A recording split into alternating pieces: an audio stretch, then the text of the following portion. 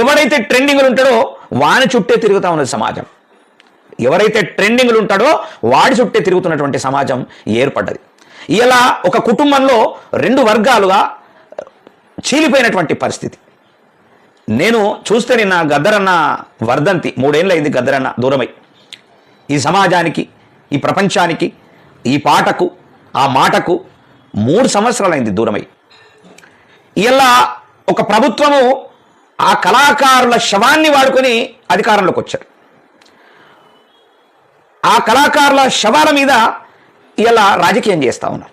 మరి పోనీ రాజకీయం చేస్తూ ఉన్నారు, ఆ అధికారంలోకి వచ్చిండ్రు. నేను నిన్న అదే మాట్లాడినా ఒక ఇంటర్వ్యూలో. ఇలా రవీంద్ర భారతి ట్యాంక్ బండ్ ప్రాంతంలో ఆ 3 కళాకారుల స్టాచ్యూలు ఒక్క దగ్గర పెట్టవలసినటువంటి అవసరము ఇలా ప్రభుత్వాల మీద ఉన్నది. నిజంగా గద్దరన్న అనేటటువంటి ఒక పెద్ద కళాకారుణ్ణి నాశనం చేయడానికి ప్రయత్నం చేస్తూ ఉన్నారు తప్ప, 2 వర్గాలుగా, ఒకటే ఇంట్లో 2 వర్గాలుగా చీల్చడం చేసిందే తప్ప ఇలా గద్దరన్న పేరు ప్రఖ్యాతులను, ఆయన సాక్రిఫైని, ఆయన చేసినటువంటి త్యాగాలను మరి ప్రపంచవ్యాప్తంగా నిలిపే ప్రయత్నం మాత్రం చేయట్లేదు. మనకు కనిపిస్తూ ఉన్నది. ఇలా రవీంద్ర భారతిలో గద్దరన్న విగ్రహం ఉండాల, కానీ అందశ్రీ ఒక సహజ కవి విగ్రహాన్ని తూర్పులో పెడితే ఒక ప్రజాయుద్ధ నౌకది పడమరలో పెట్టిండ్రు. అంటే ఈ సిటీకి సంబంధం లేకుండా, హైదరాబాదు పొలిమేరలకు సంబంధం లేకుండా మరి వాళ్ళిద్దరిని విడగొట్టి ఇలా ప్రభుత్వాలు ఎంజాయ్ చేస్తున్నాయి. వాళ్ళతోనేమో ఆ కళాకారులతోనేమో రాజకీయం చేయాలా, అధికారంలోకి రావాలా, ఆ కళాకారులనేమో విసిరి అవతల పడేయాలి. అంటే ఈ సంస్కృతి ఇలా ఈ రాజకీయ నాయకులకు దాపురించింది. అది ఎంత ప్రమాదకరంగా పోతున్నదంటే ముందుకు అంత ప్రమాదకరంగా అది గమనించాలా. ఇలా జోకేటోడు ఎక్కువైపోయిండు, మొత్తం జోకుడు వ్యవస్థ టోటల్గా.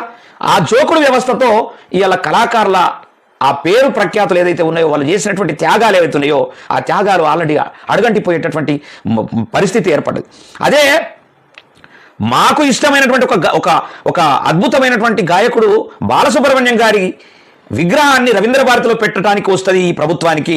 కానీ ఒక గద్దరన్న ఒక ప్రజాయుద్ధ నౌక, ప్రజల కోసం కొట్లాడినటువంటి, తెలంగాణ రావటానికి ప్రధానమైనటువంటి భూమిక పోషించినటువంటి గద్దరన్న విగ్రహాన్ని రవీంద్ర భారతిలో పెట్టడానికి వాళ్ళకు మనసు రాదు, వాళ్ళకు ఆలోచన కూడా రాదు. ఇలా వాస్తవానికి నేను ప్రశ్నిస్తే తిడుతున్నాడు అనేటటువంటిది తీసుకొచ్చేటటువంటి దురదృష్టకరమైనటువంటి పరిస్థితి వచ్చింది. ఇలా మనం ప్రశ్నిస్తే ఇలా ఆలోచించాలి. ఇలా మేధావులు అనేటోళ్ళు మేధావులుగా మారిపోయినరు. ఇలా ఆ విగ్రహాన్ని కూల్చాలని చెప్పేసి, బాలుగారి విగ్రహాన్ని కూల్చాలని ఫైట్ చేస్తారు తప్ప గద్దరన్న విగ్రహాన్ని పెట్టాలని ఫైట్ చేసేటటువంటి నాదులు లేడు. గద్దరన్న విగ్రహాన్ని పెట్టాలా ఈ ప్లేస్లో అని ఫైట్ చేసేటటువంటి నాదులు లేడు. కానీ బాలసుబ్రహ్మణ్యము, ఎన్టీ రామారావు విగ్రహాన్ని కూల్చాలని ఫైట్ చేస్తారు. ఇలాంటి తెలివి తక్కువ దద్దమ్మలు మనకు తయారైపోయారు. కాబట్టే ఇలా తెలంగాణలో ఇట్లా తగలడింది, అటు ఆంధ్రప్రదేశ్లో అట్లా తగలడింది.